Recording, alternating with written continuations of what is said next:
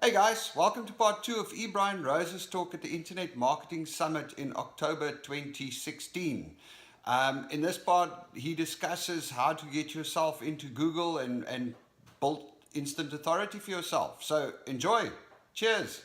So now, more ways to achieve expert fame for free. Ready? This is when you want to start paying attention if you weren't already.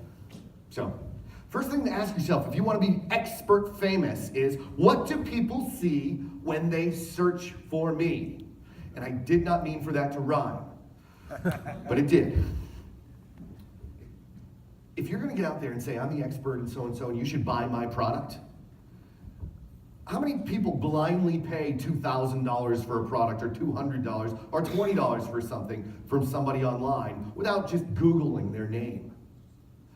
I know I do. I want to know who I'm buying something from. I want to know if they're, some newbie that just, grabbed some PLR. I want to know if they've done something before I dish out my money. So I do a Google search for them. And guess what? Every one of your customers is Google searching as well. And there isn't a person in this room that sells anything online that hasn't been searched for. But the question is, what do they see when they Google you? If they see nothing, that's a problem. You're out here saying, hey, I'm the leading expert in blah, blah, blah. So when someone types in your name, blah, blah, blah, and nothing comes up, that's a problem, right? So let's fix that. How do you fix that? I call it seeding the web. This is a really cool concept. Seeding the web. What is seeding the web, you ask? Well, I'm going to tell you. So this was my, if you did a search for me this is actually old, a couple of years old, but this is when I first really started putting myself out there. So I didn't want to show you anything updated. So what I did is I kind of seeded the web, and first one is my website, Internet Marketing Strategies by E. Brian Rose. The website address, ebrianrose.com. So you want to try and get, truth be told, my name is not E. Brian Rose. Anybody know that? My mother did not name me E. So my name is Eric Brian Rosenberg. There are 1,000,001 Eric Rosenbergs out there that are famous doctors and famous authors and this and that, and I couldn't compete, so I shortened my name to E. Brian Rose because there wasn't anybody out there calling themselves E. Brian Rose. So when I decided I was going to put myself out there as a writer, entertainer, whatever it is that I feel like doing, I wanted a name that when you Google it, it would easily be found. So, and also, how many people were able to actually get their own name.com?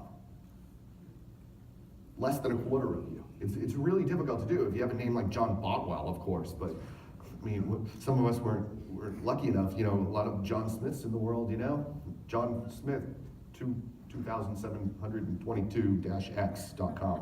I saw something like that the other day. My Twitter account, my name, that I want to be known by, E. Brian Rose. My LinkedIn account, again, E. Brian Rose. My Facebook account, E. Brian Rose. A chat forum membership account, E. Brian Rose, using the same name over and over and over again. Same name that I want to be known as. Your name or your nom de plume, your pen name. A YouTube video that I put out there with my name in it. Google Plus account. Does Google Plus exist anymore? Yeah. Has anybody ever said, hey, Google Plus me?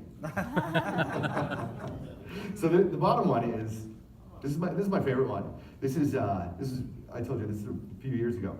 E. Brian Rose Small Business Influencer Awards 2013. So this was an award that I got nominated for by the Small Business Influencer Society of Utah. No, it's one of my favorite entries on that. And there are there's a lot of awards out there, business awards that people get, and when somebody searches for your name or your brand name or anything like that, and they see that you were put up for an award, whether you won the award or not doesn't really matter. The fact that you were nominated for an award, that's that right there says, oh well, he must be legit because he was nominated for an award. But it's been 3 years, so I don't mind telling you. Who nominated me? You did. Yeah. There's a lot of awards out there, guys, that you can nominate yourself for. And they get some pretty good rankings on Google. Because it's all about perceived value, right? Perceived value. If people perceive you as being an expert in your field, an award-winning expert in your field, then you are an award-winning expert in your field. Here's some ways that I seed the web for free. I distribute press releases for everything. When I'm opening myself up into a campaign and I want to be known for, like when I first got into internet marketing, I put press releases out for everything. And when I say everything, I mean pretty much everything. Products, of course. You know, if I'm putting out a new product, I'll make a press release for it. If I'm promoting somebody else's product, I would put out a press release for it. If I was attending an event in Vegas or Orlando or whatever, an internet marketing event, just as an attendee sitting in the audience, I would create a press release for it. And I would use name association in that press release. E. Brian Rose will be attending the Marketers Fantastic Solutions Seminar in Orlando, Florida next week, along with keynote speakers Frank Kern, Mike Vilsain, blah, blah, blah, blah, blah, and whoever else. So use name recognition there. Hey, I'm not speaking on stage, I'm just attending, but I thought you should know about it. So when people Google your name and they see press releases made about you, they think, whoa, this guy's got to be pretty important. I write press releases for everything. I mean, not like taking a shower and stuff like that, but you get the point. Anything that I do that has to do with business, absolutely. We once we once leased a new car, and we turned it into a partnership deal with Land Rover. So, you can be very creative in press releases. Hey, you can interview yourself. This is really cool. This is really easy to do. How many people are bloggers here? Anybody have a blog site? Anybody that has a blog site ever been sitting there going, what the hell am I going to write about next? I mean, we all sit there and stare at the blank screen sometimes and say, I just don't have any ideas. So let's say you're an auto blogger. You blog about the automotive industry. And you haven't put out another blog post in a couple of weeks, and you're like, man, I don't know, writer's block, can't think of anything. And then you get an email from somebody that says, hey, I'm one of the leading experts in picking what cars are going to be the most successful next year, and here's some Q&A that I did with myself that you can feel free to use on your blog site. The blogger over here says, well, hell yeah, my prayers are answered.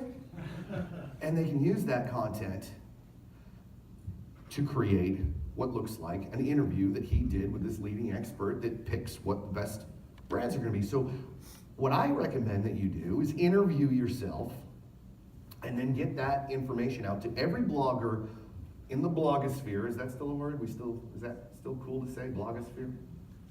Okay. Out to all the bloggers in your niche and say, hey, if you're ever struggling for some content, here's an interview I did with myself. And you can feel free and add an opening and a closing to it, and nobody will be the wiser. And they don't actually have to use it as a Q&A. They can just take your answers and quote you, and it just gives them ideas for content. They might not use it right away. They might use it a month from now. But that really, really works in getting your name out there. So interview yourself and distribute ready-to-publish content to bloggers. That's one of my favorites. Here's another one of my favorites. Master the Lorenzo von Matterhorn. Who here knows who Lorenzo von Matterhorn is? One person, our Australian friend. I'm going to tell you who Lorenzo von Matterhorn is.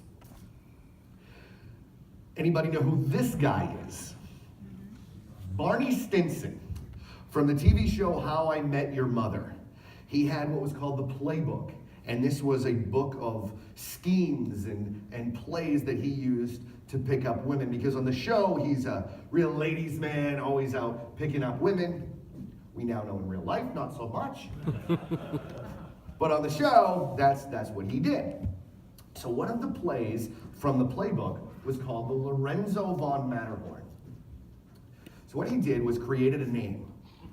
In this case, Lorenzo von Matterhorn. It was a name that nobody had, that he Googled and nothing came up.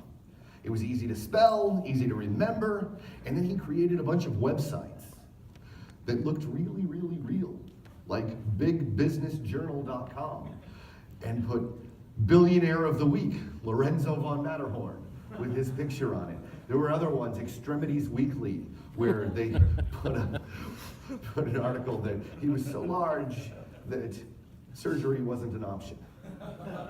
So there were a series of these websites that he created where when you Googled Lorenzo von Matterhorn, you would find like, oh my God, this guy's super famous. He seeded the web with these things. And what did he use it for? To pick up women. He'd walk in and he'd basically walk up to a girl and be like, yeah, it's me. And they'd be like, what are you, famous or something? Oh, you don't know me? How refreshing. And then he tells the name, then he excuses himself, walks away. By the time he comes back, you know, she had already Googled him, and now she's waiting for this billionaire to come back. And he comes back and says, want to go to my place? Yes. So I'm not telling you to use this to pick up chicks. I'm not telling you to seed the web with fake information either.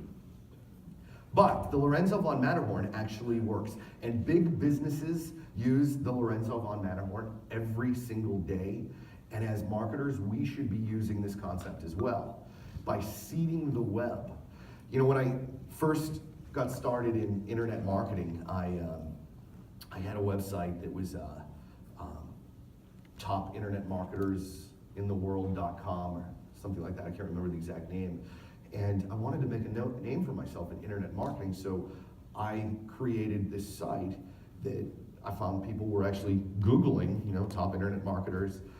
And Frank Kern had a picture and a bio here, Mike Filsaime, Jeff Walker the same, and E. Brian Rose was there. So people started coming to this website, and I started getting traffic, you know, not huge amounts of traffic, but like 100 people a week or so were coming to this website and seeing me next to all these famous internet marketers because I seeded the web.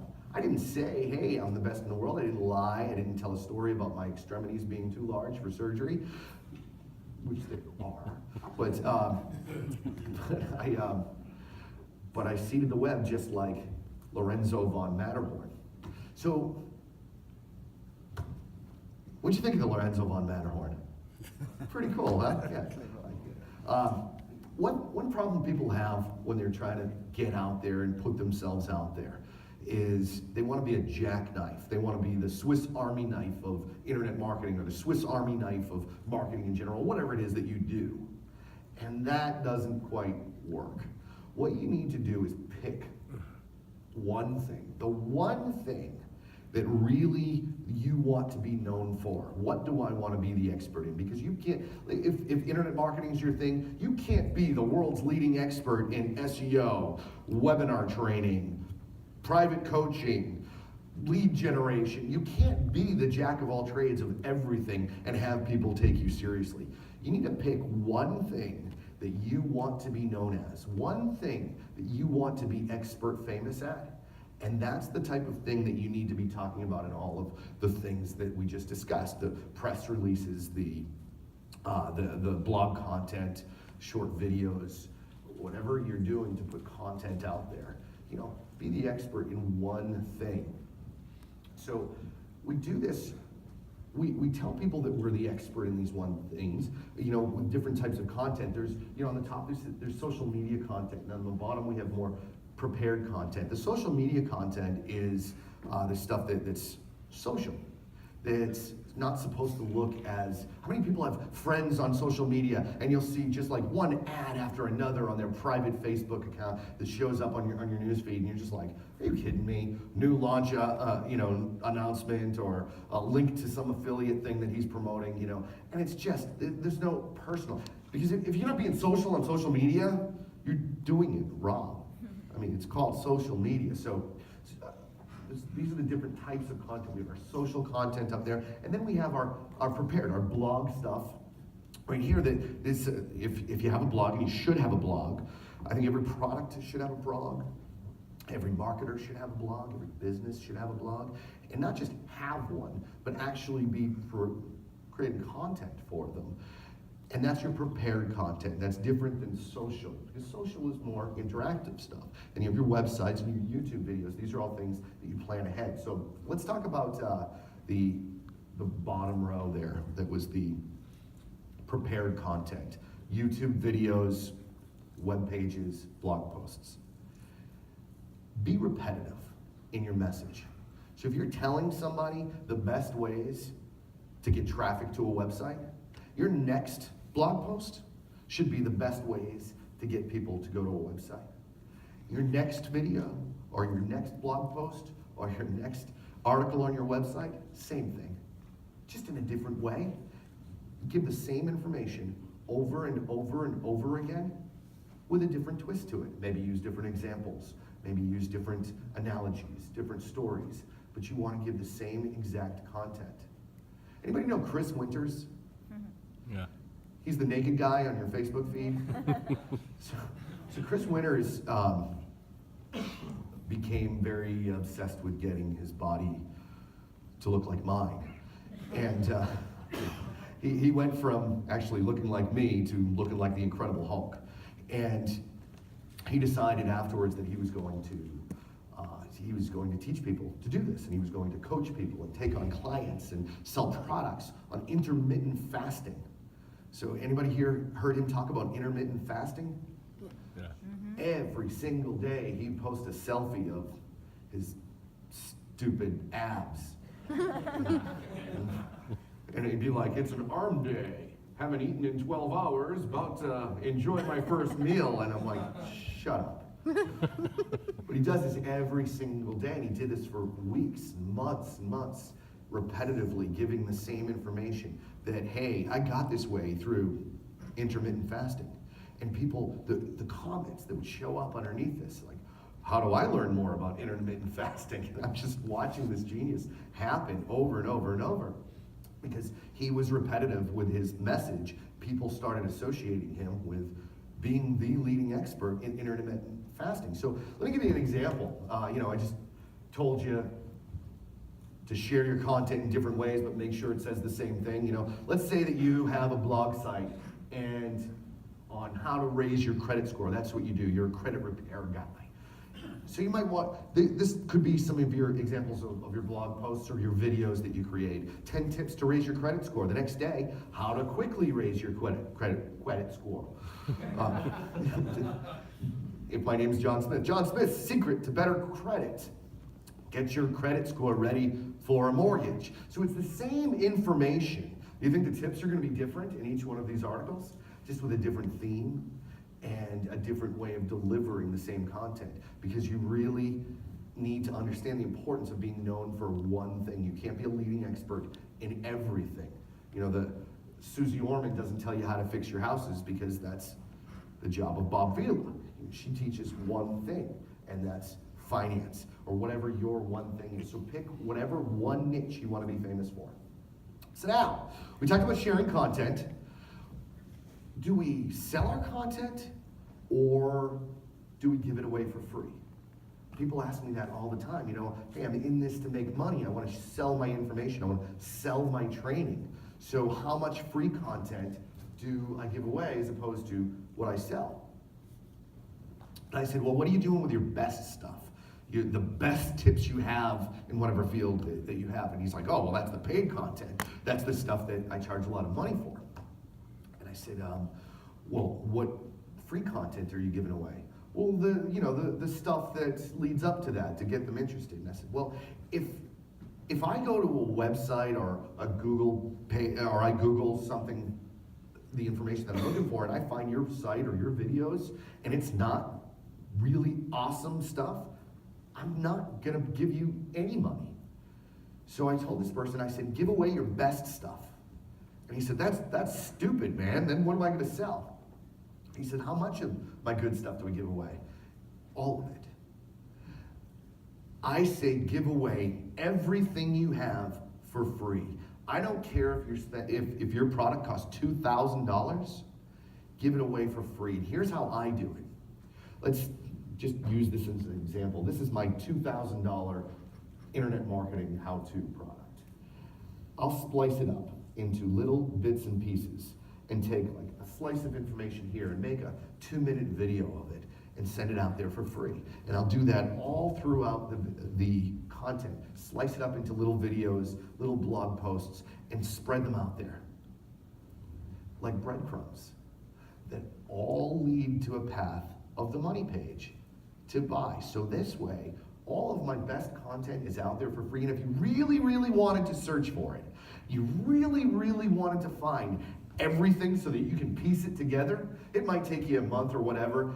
Hey, by all means, spend the next month doing that, looking for everything, and save your $2,000. But most people won't do that. Even if they know the content is out there for free, because that was one of the questions that I got from somebody. Won't they be pissed off if they pay $2,000 and find out that it's free somewhere else? It's free if you do the work for it, but you're better than that. You just want to give me the money. So, there's your pitch. No. So I give it all away for free in little bits and pieces.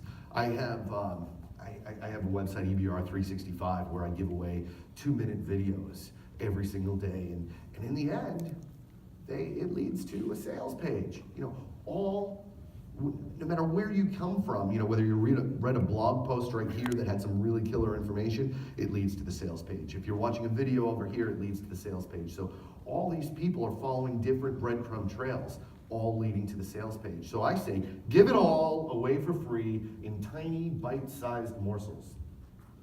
Another thing we can do, if you're not very creative with content, that's, people tell me all the time, they're like, you say content, be producing more content, so when people Google search me, they'll find all this content out there, but I'm not a writer like you are, I can't write that well. Well, can you tell what other people are doing?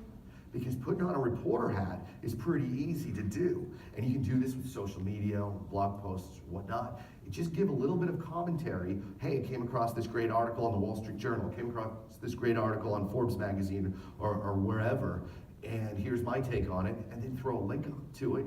People appreciate that. They appreciate your commentary on it, and it doesn't take a lot of writing creativeness. Does that make sense? So put your reporter hat on and report about what other people are saying about the industry. Sometimes there's value. Look at one of the most visited websites in the world is Drudge Report. Anybody ever been to the Drudge Report? Matt Drudge doesn't write a damn thing. The Drudge Report are articles, links to articles that he found interesting to his conservative followers. And that's all it is. It's one page of links. Here are my links for the day. There's value in that. Why do people keep coming back to that website? Because he does the work for them. And Matt Drudge is a very well-respected name in the political arena because of that. So you can do the same thing by putting on your reporter hat and just sending people to other people's content. That works as well. So now let's talk about social media. That was prepared media we were talking about. Social media is a different beast, okay? It's about engaging your audience. And we talked about the people that just post stuff, sales stuff over and over and over again. If it's not engaging, then they're doing it wrong, because social media is all about being social. And you want to be able to respond when somebody posts a comment. There's a lot of marketers that will put good content out on Facebook as well, and they never engage in the comments. Well, what's the purpose of putting it on social media if you're not going to talk with people? When you engage in people's conversations, especially if you're positioning yourself as an expert, famous person, people feel like a bond with you, and be like, wait, I know that guy, And when you know somebody famous, even if it's just you that thinks that they're famous, you kind of feel good about that. How many people have ever bragged about knowing somebody famous, whether it's an athlete or whatever, or told a story, oh, that guy used to babysit for my cousin's sister's ex-boyfriend's brother. Yep, we're like that. You hear those stories all the time because people want association with something they feel is greater than them or something that they respect. So you want to be able to interact, and social media allows us to interact. So if you're just posting, just content and leaving it at that, I don't think that you're doing it right. So another trick is to be controversial too. You can share some inside secrets. People want to know what's behind the curtain. So I like to tell stories in the content that I create. When I do a show every year called Marketing Mayhem for JV Zoo, and I always post videos of behind the scenes, ways that I screwed up. I had a course teaching other people how to create events like that. And I would draw them in by telling them how I screwed up, showed them some behind the curtain stuff. And that really drew people in. Most of the people want you to believe that everything's hunky-dory, and if you buy from me, I'm gonna teach you how to be hunky-dory as well. But if you tell them, be honest and controversial, hey, it's not always unicorns and rainbows and lollipops. And you tell them that, whether it's internet marketing or whatever you're in, say, hey, the people that are telling you make money in your underwear, well, it's not really that simple, because sometimes your underwear gets dirty and you have to change it. So I'm not going to use that analogy again. You can debate on social media as well, but do it nicely. Here's the thing: nobody wants to buy products or listen to people that feel like they're better than you. So a lot of people trying to be experts, they'll position themselves as I'm better than you, rather than an eye level. So they'll get on social media and they'll start debating with people. And tell me, which is better? If somebody said, hey, I'm driving traffic to my websites like this, this, and this, am I doing it right? And you come on and say, the 90s called, they want their strategy back, or something like that. Or if you said, hey, I think we all started doing like that. Since then we've positioned ourselves by doing it this way, blah, blah, blah. You see the difference between talking down to somebody and talking level with somebody. So, you gotta ask yourself, if somebody else was saying this to me on social media, would I think they were a jerk? Most assholes don't know they're assholes, so ask a friend. That's if you get anything from my talk today, get that. Because there's usually 10% of every audience is full of assholes, and they just don't know it. So ask the person sitting next to you before we leave. Also, tooting your own horn is a fantastic way to let people know how awesome you are without sounding really, really braggadocious. And those of you that are thinking like, oh no, I'm not going to toot my own horn, I'm not going to brag about myself, well then you don't want to be known as an expert in your field, because experts are always tooting their own horn. You can just do it in a way that makes people feel good and want to be with you rather than looking at you as a braggadocious asshole. Here's a post I made on Facebook that gives an exact example of that. I wrote, the members of JV Zoo have now generated over $70 million in sales. That's right, $70 million.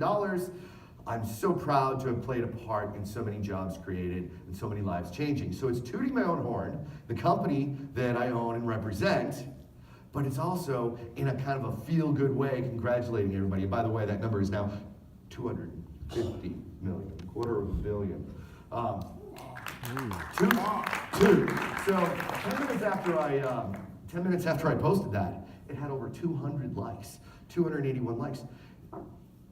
Tooting your own horn isn't something that you should consider doing when you want to be known as an expert or a leader in your industry. Tooting your own horn is something you need to be doing. You absolutely need to be doing. So get over the whole, oh no, I'm too humble for that. Because if you're humble and want to be famous, you have a problem, right? Yeah. We talked about an attitude inventory, that most assholes don't know that they're assholes, so please be sure and ask a friend. Stupid people too. Stupid people usually don't know they're stupid. So ask a friend. Managing your reputation is really important in social media. Some people think it is a sacred sin to delete a comment or delete something that negative said about you. some of the tips that we talked about today of seeding the web, that's exactly what reputation management companies do. When somebody calls a reputation management company and says, man, there's this really horrible client of mine that posted all these things on all these different chat forums, and when you Google my name, it comes up first.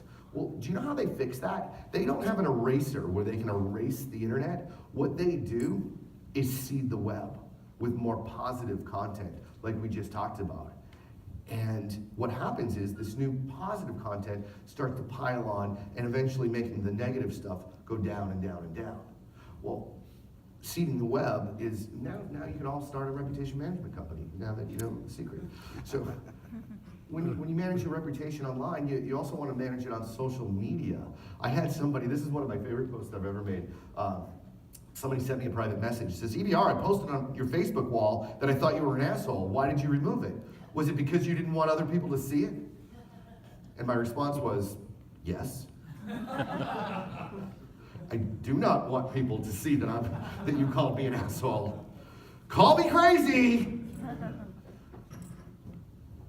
When you put yourself out there and want people to watch your videos, you're asking people to buy your products, you're asking people to read your blog site, subscribe to your emails, watch your webinars, you're not going to please everybody. There's going to be competitors that don't like you. There's going to be people that don't agree with your way of doing things. There's going to be people that don't like your software or whatever it is that you're recommending or producing. There will always be people that don't like you. And if they're posting that stuff in response to what you've posted on social media, you can delete that shit. Because if you don't, you're just dumb. Manage your own reputation. Manage your own reputation. Don't let people smear your name. It is not a sacred sin to delete bad stuff about you. So, what we've been talking about today is all about branding, self-branding for ourselves, making ourselves expert famous. You know, I just want to let you know that the same tactics work for businesses as well. But branding yourself is a very important thing. Even the biggest of the companies are using individuals as their spokespeople. So they self-brand a person, and then that person is then associated with Virgin or Microsoft or Apple. They all have figureheads. Even Facebook has Mark Zuckerberg. So this is my friend, Wayne Allyn Root, who's from Las Vegas. Wayne was a sports tout before he became a politician. He was actually the vice presidential nominee for the Libertarian ticket in 2008, and now he is one of the biggest spokespeople for Donald Trump right now. But prior to his career in politics, he was a sports tout. Anybody know what a sports tout is? Downstairs, there's a huge sports book. Anybody see the sports book that has a million TVs? Just about every casino here in Vegas has them. And if you don't live in a town that has a casino, there's a guy with no neck that will take your bets anyway in your hometown. So there are a lot of sports bettors in the world. And pretty quickly, if you've ever bet on sports or know anybody that's ever bet on sports, the one thing that a sports bettor figures out really quickly is they're not very good at betting on sports. So they would turn to guys like this, a sports tout that could tell you who's going to win Saturday's college games, who's going to win Sunday's NFL games. He even had a TV show on Saturday mornings that had all these ex-NFL coaches. Call my 1-800 number and I'll tell you who's going to win the AFC championship, blah, blah, blah. You know, and every one of them had their different picks. And one was an expert in baseball, one was an expert in basketball. And you would pay these guys money, big money, $99 a call, or some people spending thousands of dollars per month for an individual consulting call with Wayne. So he made a big living on that, based right out of here in Vegas, and people started calling him the King of Vegas. He actually got a star on the Las Vegas Walk of Fame, and above his name it says in quotes, King of Vegas. So back when I lived in Vegas, I lived here for a couple of years, he and I were good friends, and we used to go to lunch once a week, and we're sitting at Chin Chin at New York, on the Strip, and I said, you know, I just saw an article, I think it was in the New York Times, where the headline was Hanging with the King of Vegas. And I said, who started calling you the King of Vegas? And he looks around like, Like he didn't want, I guess, the waitress to hear him, his big secret. He says, "You don't know? I did." And he called me an idiot. And that 1 second, I mean, look, it's common sense. It seems like it would be common sense. But a light bulb went off in my brain. Went, oh my God, the possibilities are endless on this one. So, I couldn't wait to go home. And I said, I was just getting into webinars, and I was doing really well with webinars at the time. And I said, I'm going to be starting to teach people how to do webinars, and I need to come up with a great name, to call myself so that people think like they think he's the king of Las Vegas. What can I call myself? So I came up with a really, really original concept of the king of webinars. And I said, okay, I just won't tell them about it. But let's see if this works. So what I did is I put together this product, and I was selling it on Warrior Plus at the time. This was before JVZoo was around. And put this product out there, and I had a bunch of affiliates that could sign up to get Swype email. Everybody know what Swype is? Swype is, for those of you that don't know, is basically, I'll create an email if you're too lazy to do it, and then you can just copy and paste it with your affiliate links and send it out to your mailing list. Now, a lot of good marketers will take bullet points from those and rewrite it in their own style. But either way, the main message of these swipes usually goes out to thousands of people. And if you have hundreds of affiliates that are mailing for you, and they all have thousands of people on their list, this is a potential of hundreds of thousands of people that are going to be reading your message. So in that message, I wrote, E. Brian Rose is the king of webinars. And they all copied and pasted it into their emails. And this was actually one of the biggest sellers I ever had. The first review that came on, this was actually at WSO, I think. And one of the first reviews was from Russ Ruffino, and he writes this review that says, E. Brian Rose is the webinar king. Because he read that I was the webinar king in the email that got him to buy this. And that's how it started. And that was the lesson that I learned from Wayne Allen Root that seems like such common sense, but it really changed everything. And there's so many people that do this. I remember when Joel Comm first got started into this business, he wrote a book about the AdSense code. And he would do interviews. He actually became a New York Times bestseller writing about AdSense, if you can believe that. It's true. He started doing a lot of interviews, especially when it made the list, and he would always address himself as Mr. AdSense. So the entire industry called him Mr. AdSense. Call yourself what you want others to call you. You remember earlier when I said if there's one thing you get out of it, forget that. If there's one thing you get out of my talk today, it's this. Until the next. Call yourself what you want others to call you. It really, really does make a difference. Association strategy, I told you, I started that website on the top internet marketers, and I put myself on the list. That's an example of the association strategy. Now that's involuntary association. I know that sounds kind of rapey, but I mean, all I mean is I didn't get with Frank Kern and collaborate on a project with him. But you can collaborate with people that are more famous than you, and their fame will transfer. And you can do stuff as simple as interviewing them. Interview somebody that's well known in your industry, and you automatically get that association with that person. Bringing people on for webinars and things like that, that's another one. So if you associate yourself with people that are expert famous in an industry, that association rubs off. Daniel Negreanu is a famous poker player. Anybody know who that is? Mm-hmm. This is when I first used the association factor. He's one of the world's greatest poker players, and back in late 90s, early 2000s, I wanted to become known as a poker writer and somebody producing poker content. I actually produced a poker TV show, and I said, how can I get all these poker players to take me seriously? I suck at poker. I've never won anything. I'm just a big fanboy that wants to make a living in this industry. So I got with Daniel Negreanu, and when I first published a magazine called Live Action Poker and then a TV show called Poker Updates, I had Daniel, I asked him if he would do a weekly segment called Daniel's Corner. And all of a sudden, people started writing in all the chat forums, hey, Daniel Negreanu's giving tips. It started as the Ask Daniel section in my website, in the chat forum, and people were sending the links everywhere. Daniel Negreanu's answering questions over here. And all of a sudden, I became known as the guy that brought Daniel Negreanu to everybody, so everybody started respecting me. And it doesn't hurt when you post pictures like this of Daniel and I standing in a bathroom holding poker chips together.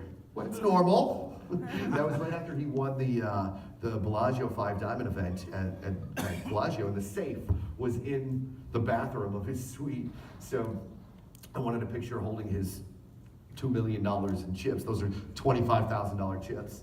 And so that's why the bathroom picture. This is us playing poker at his house. So I started posting pictures like this. And people started saying, oh, he's buddies with Daniel Negreanu. And the association factor really rubbed off. And that's why people at conferences want to get selfies with famous people all the time, or people that, and when I say fame, again, we're not talking about Tom Cruise fame, we're talking about expert fame. Because if I'm friends with somebody that's expert famous and well respected in my industry, then by de facto, I am also expert famous in the eyes of the marketplace, right? Association factor, and if that doesn't work, Photoshop. No, don't do that. So involuntary association was when you write about people, when you associate yourself with them. Also the press releases that I talked about. You know, E. Brian Rose will be attending this great seminar along with keynote speaker Frank Kern. We talked about that. That's involuntary association. And it's not against the law. It sounds like it should be, but it's not. These same strategies, they work for branding your company too. You know, when JV Zeus first started, we didn't have any money, we didn't have a big marketing budget, and there were some really, really well-established companies out there like ClickBank. Even Warrior Plus was doing very well at the time, and there were companies that, you know, had been around for a long time. So we had to come up with a concept of how we were, as these newbies with not a lot of money, were going to jump into the marketplace. So we started. We came up with an idea to throw a party at other internet marketing events that offered free booze, because everybody loves free booze.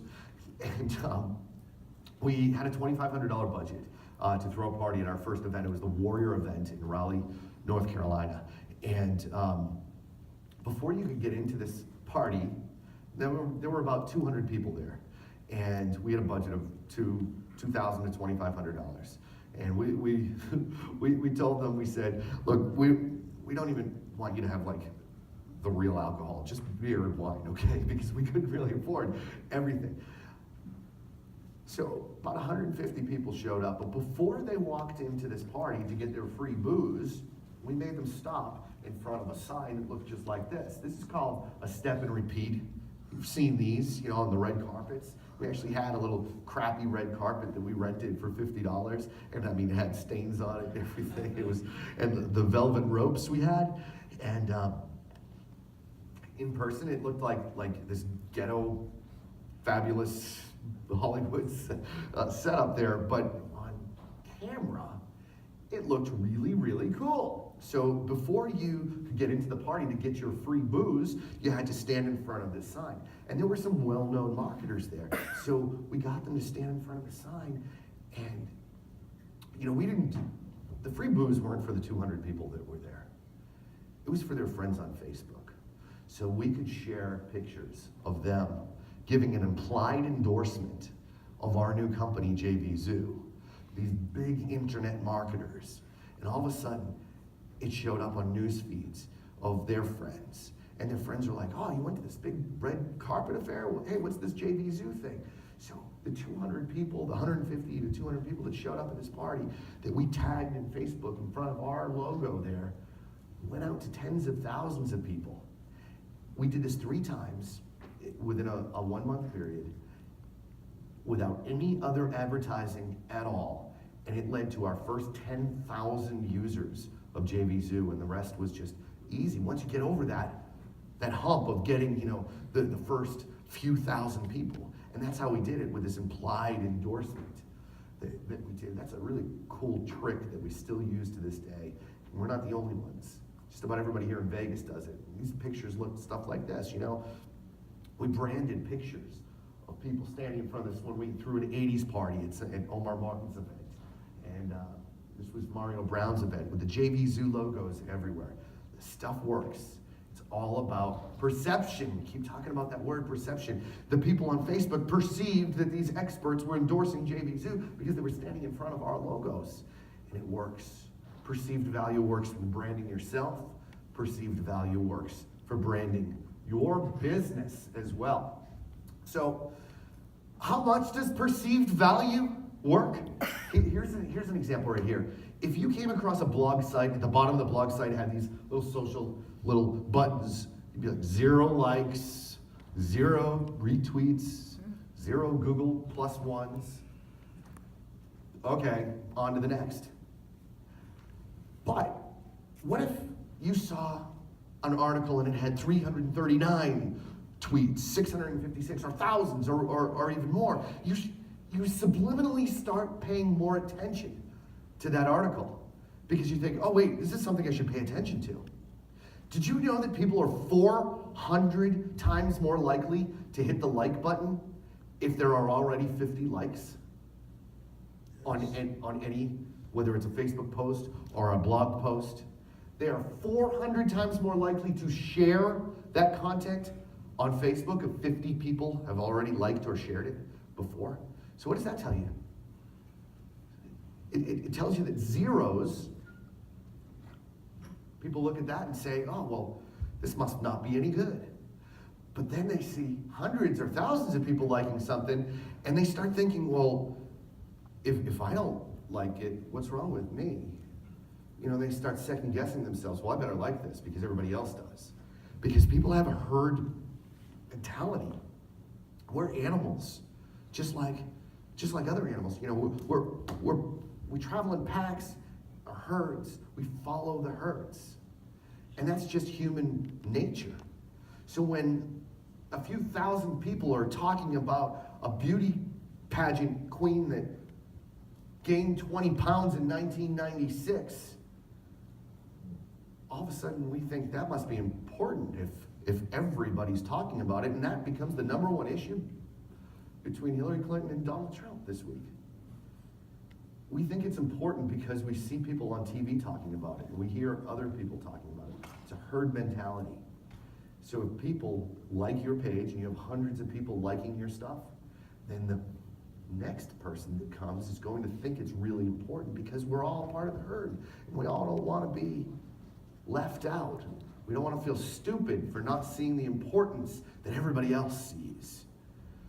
So, get people to like your stuff, and it will create a snowball effect. And how do you do that if you don't have any traffic? You can buy it, you know? And I'm not saying go to Fiverr and get 50 fake likes, but you can buy traffic to your websites to get the ball rolling. Buy traffic. It's cheaper now than it's ever been before. Facebook traffic to websites, or get people to like your fan page because, hey, I'm the leading expert in blah, blah, blah. I want you to come to my fan page. You go to my fan page on Facebook and there's 12 likes. You know, they don't hide that information.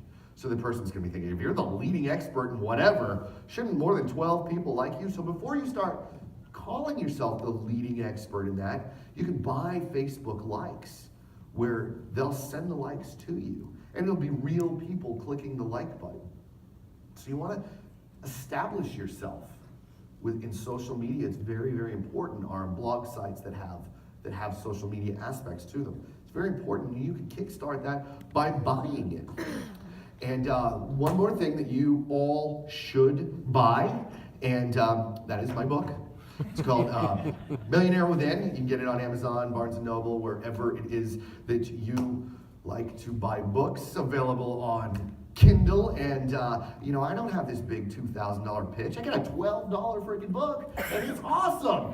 So I think you should all buy it. And I think you should all come talk to me in the back of the room if you have any questions or anything. I can't speak anymore. My throat is done. Thank you so much today.